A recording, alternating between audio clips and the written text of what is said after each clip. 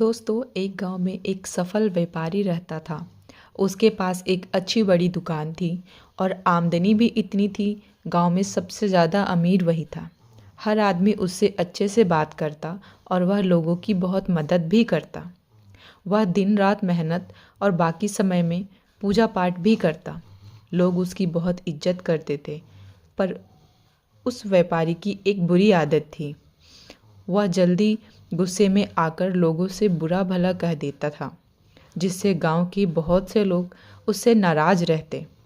और जब वह नाराज लोगों को मनाने जाता और वो लोग नहीं मानते तो उसको और गुस्सा आता और वह बुरा भला कह देता और फिर बाद में व्यापारी को बहुत बुरा लगता।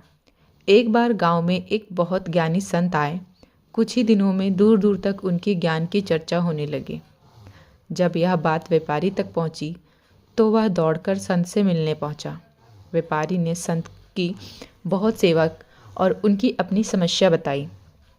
संत ने व्यापारी से कहा, तुम बहुत सारे कागज़ के टुकड़े ले आओ और पूरे गांव में फेंक आओ, फिर मेरे पास आना। व्यापारी बिना सोचे समझे दिन भर कागज़ के छोटे छोटे टुकड़े पूरे गांव में फैला देता है और फिर संत के पास पहुंच जाता है। संत उस व्यापारी से कहते हैं, तुम्हारी समस्या का समाधान मिल गया है, बस तुमको एक काम करना है। तुम जाकर उन सभी कागज़ के टुकड़ों को इकट्ठा करके यहाँ ले आओ। अपनी समस्या का समाधान पाकर व्यापारी बिना कुछ सोचे समझे उन कागज़ के टुकड़ों को इकट्ठा करने पहुँच जाता है। बहुत देर तक कोशिश करने के बाद व्यापारी को यह समझ आता है, यह काम तो करना नामुमकिन है।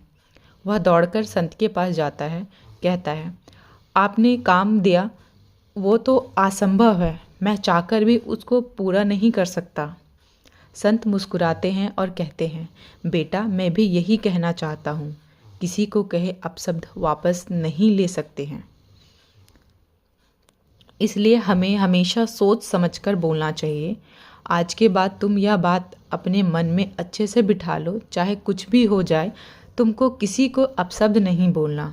संत से प्राप्त इस ज्ञान से व्यापारी की आंखें खुल जाती है और वह दोबारा जब भी किसी से को गुस्से में कुछ बोलना वाला होता है, उसको कागज़ के टुकड़े का उदाहरण याद आ जाता है। इस कहानी से हमें यह सीखने मिलता है कि कितनी भी मुश्किल क्यों ना आए, हमें किसी को अपशब्द नहीं बोलना चाहिए, क्योंकि अपशब्द से हुए नुकसान की भरपाई करना संभव नहीं है। गलत शब्दों से किसी को ठेस नहीं पहुंचाना चाहिए।